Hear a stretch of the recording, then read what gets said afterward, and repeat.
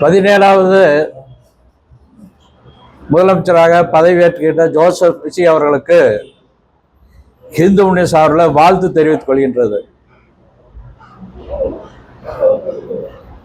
அவர் சட்டமன்றத்தில் பேசும்போது இது அனைவருக்குமான ஆட்சி, மத பாகுபாடு இல்லாமல் செயல்படும் என்று கூறியிருக்கின்றார். அப்படி நடக்க வேண்டும் என்று இந்து முன்னணி ஒரு கோரிக்கை வைக்கின்றது. சட்டமன்ற தலைவர் அவளை தேர்ந்தெடுத்து வாழ்த்தும் போது நம்முடைய இன்றைய எதிர்க்கட்சியினுடைய தலைவர் உதயநிதி ஸ்டாலின் அவர்கள் சனாதனத்தை ஒழிக்க வேண்டும் என்று பேசியிருக்கின்றார்.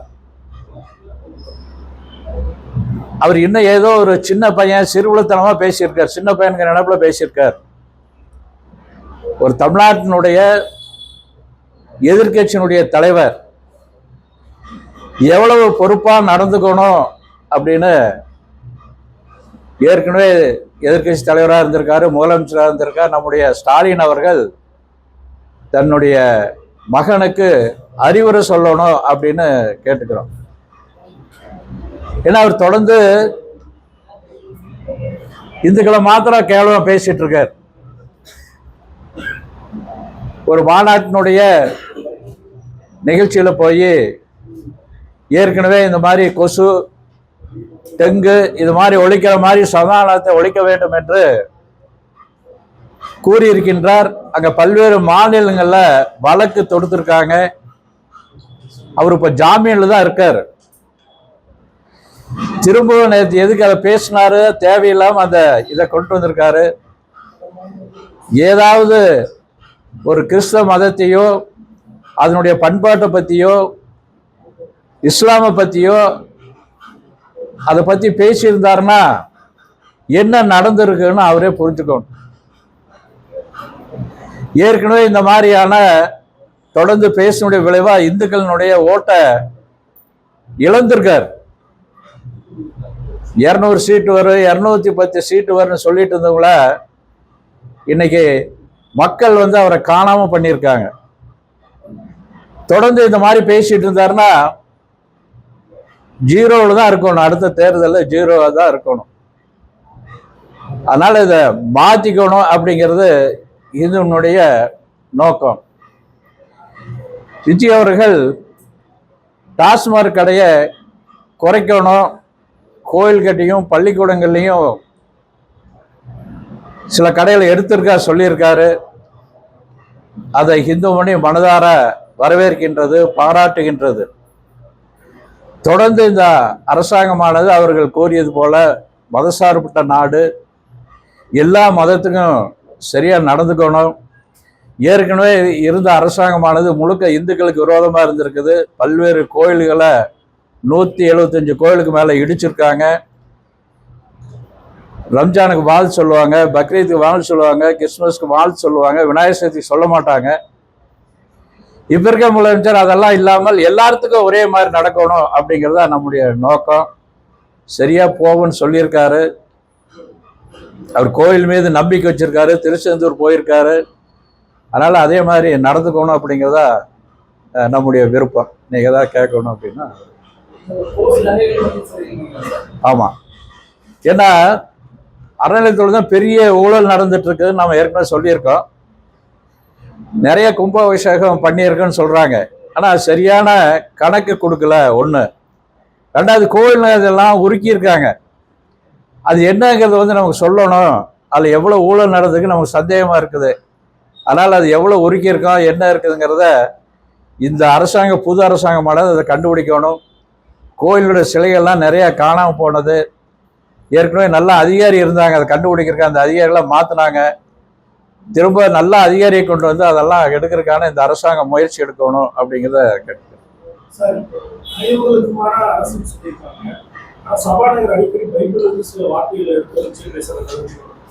இல்ல, அவர் ஒரு கிறிஸ்தவர், சபாநாயகர் ஒரு கிறிஸ்தவர் தான். நாம் அது கிறிஸ்தவர் இந்துன்னு வேறுபாடு பார்க்கலைன்னா கூட பைபிளை மாத்திரம் எடுத்து சொல்லக்கூடாது. ஆனா நேற்றுக்கு எனக்கு கிடைச்ச தகவல், அவர் குரானில் இருந்து ஒரு வாசகம் சொல்லியிருக்காரு, பகவத்கீதையிலிருந்து ஒரு வாசகம் சொல்லியிருக்காரு சொன்னாங்க. அப்படி சொல்லியிருந்தாருன்னா பாராட்ட வேண்டியது. வெறும் பைபிள்ல இருந்ததுன்னா நம்ம அதை கண்டிப்பா எதிர்க்கிறோம்.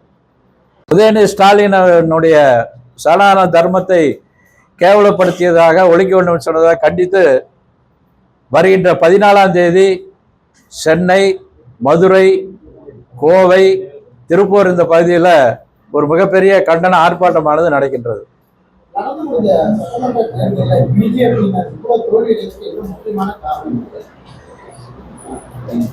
பிஜேபி என்னுடைய இந்து முன்னுடைய கருத்து, அவங்க தனியா நின்றுக்கணும், என்ன ஓட்டுன்னு பார்த்துருக்கலாம். ஜனங்க வந்து 2 கட்சியுமே வேண்டாம்னு நினைக்கிறாங்க, 2 கழகம் ஆகாதுதான் நினைச்சிருக்காங்க. அதனால மிகப்பெரிய தோல்வி அடைஞ்சிருக்காங்க. மாற்ற வேணுங்கிறதுக்காக விஜயை தேர்ந்தெடுத்திருக்கின்றார்கள்.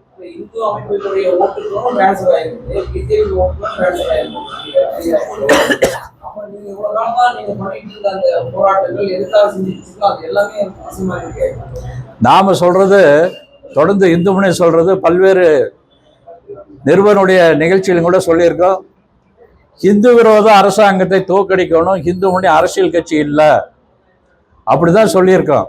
ஆனால் நாம் என்ன சொன்னோமோ அது நடந்திருக்கு.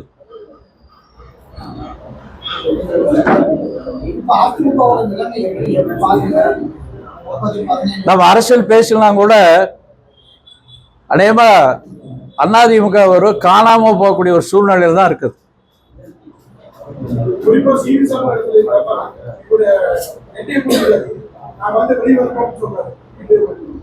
இல்லை, வேற வழியில் விஜய் கூட போய் சேரும்போது அவங்க இதைத்தான் சொல்லுவாங்க. ஏன்னா அங்கே போய் என்ன அமைச்சர் பதவி எதிர்பார்க்கிறாங்க. அதனால இப்போ இதை எதிர்த்துட்டு போனா தான் அங்கே ஏதாவது அமைச்சர் பதவி கிடைக்கும் அப்படிங்கிற உள்நோக்கத்தோட அதை அப்படிதான் சொல்லுவாங்க.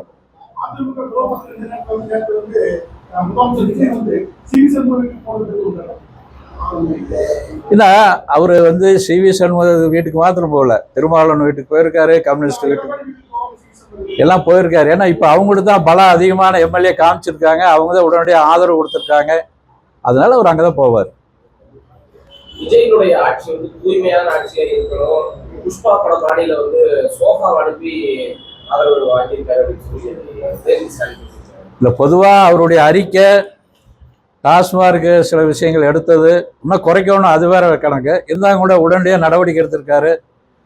நாம் அதை பாராட்டுறோம்.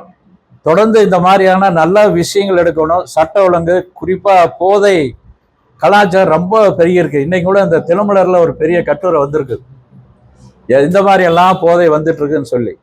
அதனால அதையெல்லாம் கட்டுப்படுத்தணும். நாம் இது உடனடியாக வந்து அதை எதிர்பார்க்க எப்படி தெரியல, ஒரு 6 மாசமாவது ஆகணும். அப்போதான் அவருடைய ஆட்சியை பற்றி தெரியும். நம்முடைய பொறுத்த வரைக்கும் ஒரு நல்ல ஆட்சி செய்யணும். அவருடைய சொல்லலாம் சரியான சொல்லாதான் இருக்குது. பின்னாடி செயல்பாடு எப்படிங்கிறது நம்ம கொஞ்ச நாள் போனா தான் தெரியும்.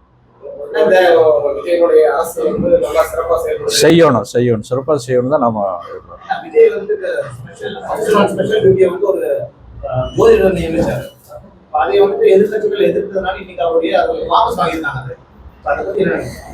விஜய் அதை வாபஸ் வாங்கிருக்க கூடாதுங்க நம்முடைய நோக்கம்.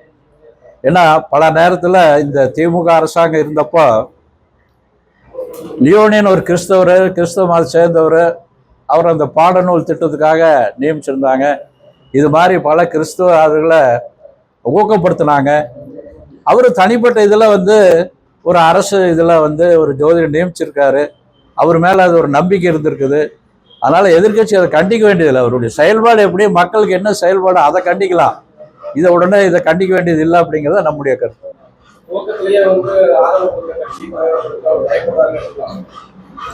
அதனால அதிமுக கொடுத்தனால அவர் நீ பயப்பட மாட்டார், தைரியமா இருப்பார்.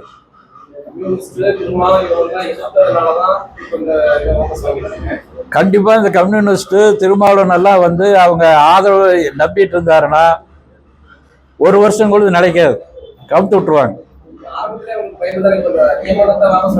ஆமா, கண்டிப்பா பயம் இருந்திருக்கு. ஏன்னா ஆட்சி செய்யணும் அப்படிங்கிறது ஒரு பக்கம்.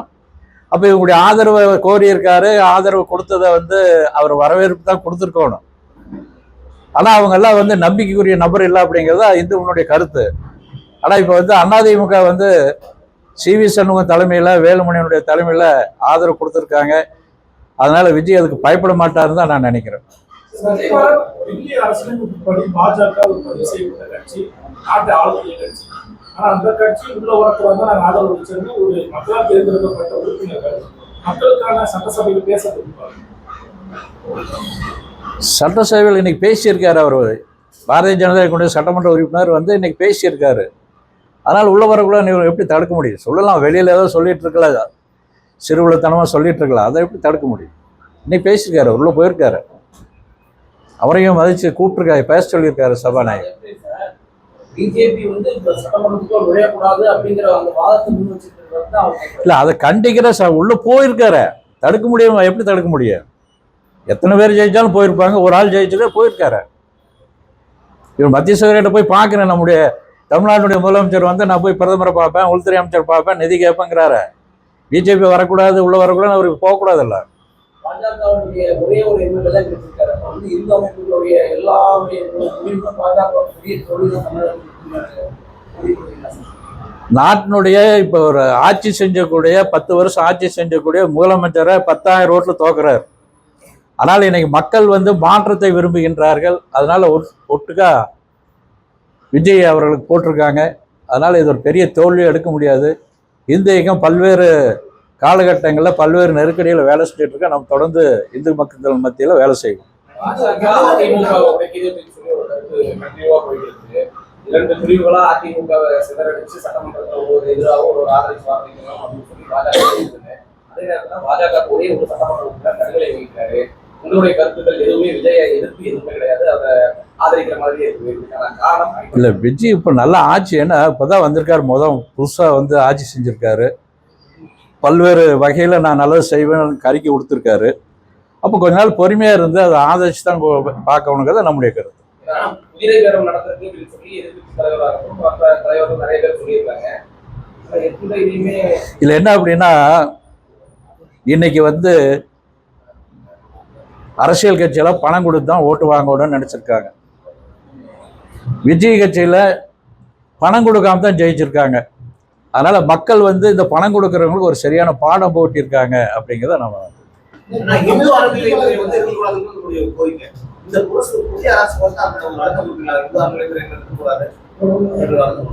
புரியல கேள்வி. இல்ல இந்து அறநிலையத்துறை நாம் என்ன சொன்னா, தனியார் ஒரு வாரிய அமைச்சு தனியார் கொடுக்கணும், அவங்க சிறப்பாக செய்வாங்க. அதுக்கு பல உதாரணங்கள்லாம் நம்ம சொல்றோம். கண்டிப்பா கொடுப்போம். நம்ம கோரிக்கை என்ன இருக்குதோ அது தொடர்ந்து சொல்லுவோம். ஒரு ஆட்சி சிறப்பாக செய்யணுங்கிறதுக்காக தான் வாழ்த்தொழிய பாய்க்கு நம்முடைய என்ன கோரிக்கை இருக்கோ தொடர்ந்து சொல்லுவோம். நாமளும் கூட அவருக்கு ஏதாவது நேரம் டைம் கேட்போம். பழைய அரசாங்கத்தில் நேரம் கேட்டால் எப்பவுமே சந்திக்கிறதுக்கான அவர் கொடுக்கல. இவருடைய நேரம் கேட்டால் நம்முடைய கோரிக்கையெல்லாம் நேரடியாக கொடுக்கப்படும்.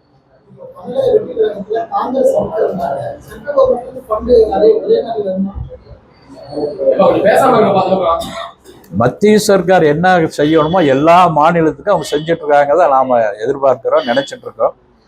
கண்டிப்பா இவர் வந்து ஒரு சுகமான உறவு வச்சுக்கணும். இந்த திமுக காரர் மாதிரி சண்டை கட்டாம நம்ம தமிழ்நாட்டுக்கு என்ன வேணுமோ நிதியை கேட்டு பெற்றுக்கொள்ள வேண்டும். நிச்சயமா அவங்க செய்வாங்க.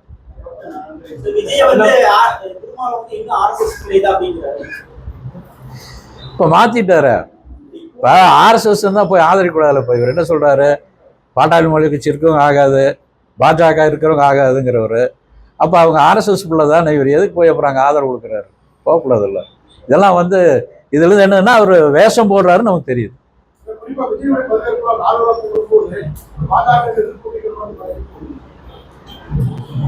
எப்படிங்க?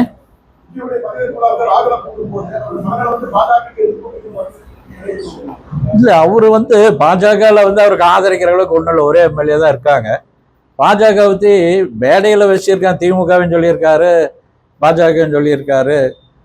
அது இப்போ பதவியேற்புல அது மாதிரி எதுவும் பேசலையே, ஒன்றும் சொல்லலையே. எதுக்கு இருக்கு இவங்களுக்கு என்ன வேணுமா வேண்டாம இருக்கு, ஒரே எம்எல்ஏ வச்சுட்டு என்ன பண்ணுவாங்க? இது எங்கேயோ தவறு நடந்திருக்குது.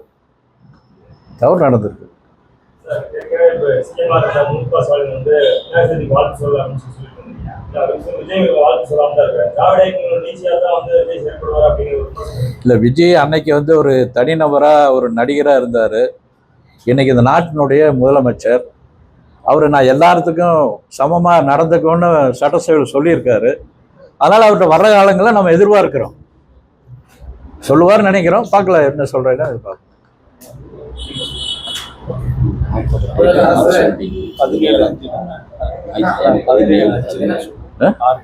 ஆமாம் 17 தான் சொன்னேன். ஆர்ப்பாட்டம் 17 தான் சொன்னேன். 17 ஞாயிற்றுக்கிழமை 17 ஞாயிற்றுக்கிழமை. அரசினுடைய நடவடிக்கை எல்லாத்தையுமே இப்ப பாஜக நல்லா பார்த்துக்கிட்டு இருக்குது. சமயத்துல களத்துல இறங்குமா? இல்லை ஆட்சி நல்லா செய்ய வரைக்கும் அவங்க உதவி பண்ணுவாங்க. அப்புறம் பாஜகங்கிறது ஒரு கட்சி, அவங்க வளர்ச்சிக்காக அவங்களுடைய வேலை செய்யணும். தமிழ்நாட்டிலையும் வந்து பாஜக ஆட்சி செய்யணும்னு அவங்க நினைக்கிறது இது இயல்பு. திருமாவளவனா முதலமைச்சர் ஆகணுங்கிறாரு. அப்படி வந்து பாஜக இந்த தமிழ்நாட்டை ஆளணும்னு நினைக்கிறதுல அவங்க கட்சி வளர்ச்சிக்காக வேலை செய்வாங்க. அதே நேரத்தில் அரசாங்கம் மத்திய சர்க்காருங்கிறது மாநில சர்க்காருக்கு என்ன செய்யணுமோ செய்வாங்க. அது அதிமுக தானே.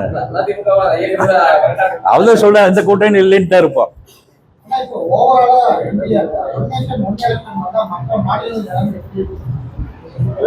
பார்க்கலாம். அதுக்கான முயற்சி பண்ண நிறைய செலவெல்லாம் மிச்சமான ஏதோ முயற்சி பண்றாங்க.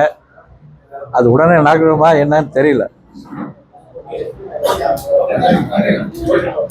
ரொம்ப சந்தோஷம் எல்லாத்துக்கும்.